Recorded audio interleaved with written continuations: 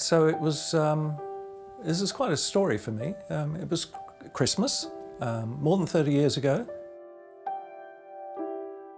Juliet and I had only just got together, I think within days, a really new relationship.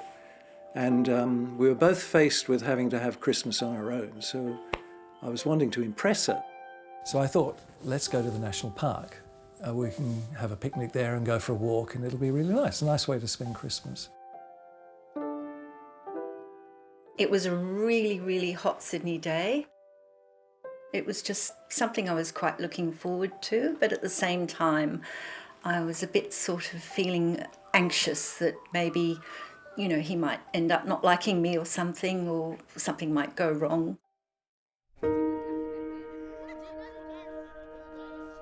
So we got out of the car and went down to the picnic area. It was just packed. There were people everywhere sitting on blankets, and it was just very, very nice. It was Sydney all over.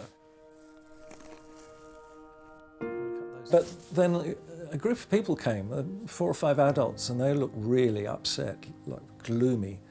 And one of them came to me and Juliet and said, had we seen a little girl who's gone missing? She's a toddler. She's wearing a blue sailor suit.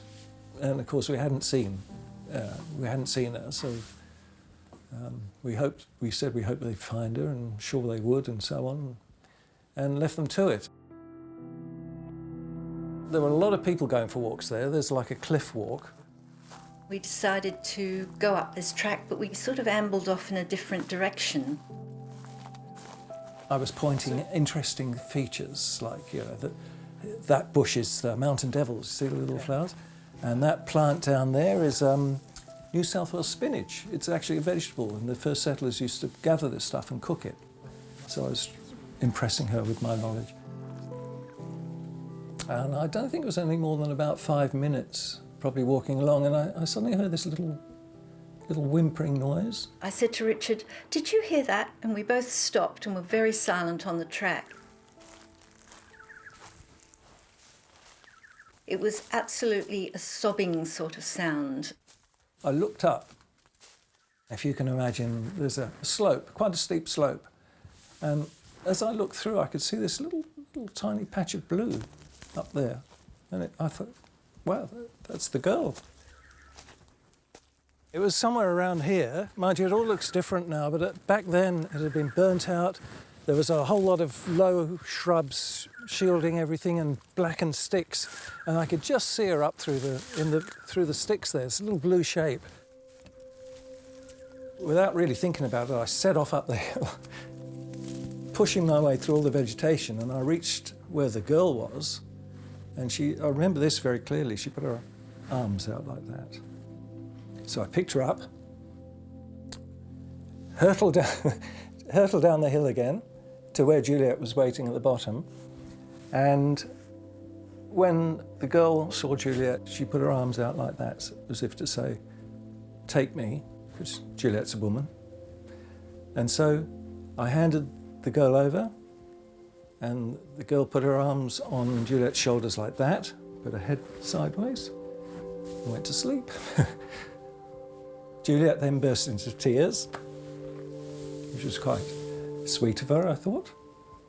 And I was just shaking and overcome, and we sort of all put our arms around each other and then went back to the campsite where the barbecue area was, and there were people still milling around, and someone had called the police, and then they came rushing towards us when they saw us. And I remember this very clearly. Nobody said anything.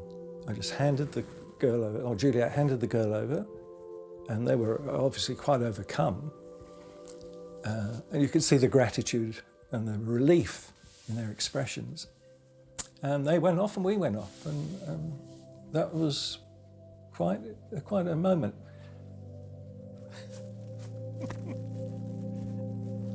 It was a good start to our relationship, actually. I'll never forget it. It was wonderful. But I often think about it. I think about that little girl, and she'd be in her early 30s now, quite an adult. That was our Christmas.